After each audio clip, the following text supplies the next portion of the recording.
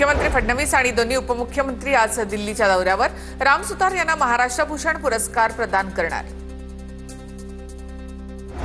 आनंदराज आंबेडकर आणि उपमुख्यमंत्री एकनाथ शिंदे यांच्यामध्ये अर्धा तास चर्चा. आगामी निवडणुकांसंदर्भात चर्चा. जागा वाटपाचा फॉर्म्युला, इतर राजकीय विषय यावर चर्चा. गुलाल आपलाच. यंदा महापौर शिवसेनेचाच. मातोश्री परिसरामध्ये शिंदेंच्या शिवसेनेची बॅनरबाजी. माझं शरद पवार साहेबांवर प्रेम, पण मी काही वेगळी राजकीय भूमिका घेतली. बारामतीमधील कार्यकर्ता मेळाव्यात अजित पवारांचं वक्तव्य.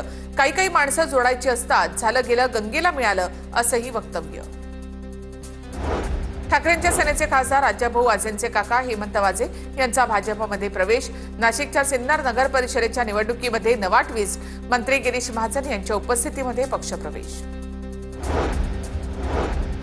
दाऊदशी संबंधित प्रकरणामध्ये नवाब मलिकांना दिलासा नाहीच.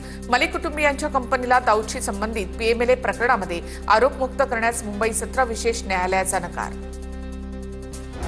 एमसीएचे नवनिर्वाचित अध्यक्ष अजिंक्य नाईक, उपाध्यक्ष जितेंद्र आव्हाड यांच्यासह विजयी सदस्यांनी मातोश्रीवर घेतली उद्धव ठाकरेंची भेट.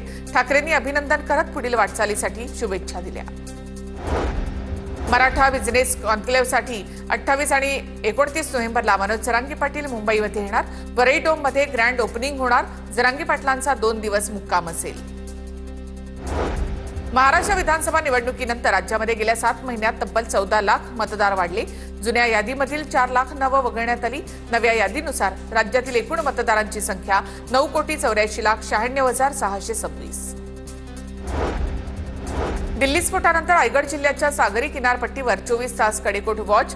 जिल्ह्यामधील 27 संवेदनशील ठिकाणी सुरक्षा दलाचे 1290 जवान तैनात. रात्रीची ही गस्त घालण्यात येत आहे. 2 बोटींसह संशयास्पद हालचालींवर विशेष नजर. नवी मुंबई विमानतळावरून 25 डिसेंबरला पहिलं व्यावसायिक विमान उडणार. दर दिवशी 12 विमानांचं टेक ऑफ. सलग 3 महिने विमानतळावरून डोमेस्टिक प्रवासी सेवा सुरू राहील, अशी माहिती. त्यानंतर टप्प्याटप्प्याने आंतरराष्ट्रीय प्रवासी वाहतूक देखील सुरू होणार आहे. आता फास्टॅग शिवाय टोल प्लाझावर पोहोचणं महाग होईल. उद्यापासून फास्टॅग नसेल तर दुप्पट टोल भरावा लागेल. सरकारकडनं टोल भरण्याच्या नियमांमध्ये मोठा बदल. रायगडमध्ये लाडक्या बहिणींना ई-केवायसी करण्यास अडसर. 16वा हप्ता मिळवण्यासाठी ई-केवायसी करताना तांत्रिक अडचणी. वेबसाईटमध्ये बदल करण्याच्या हालचाली सुरू.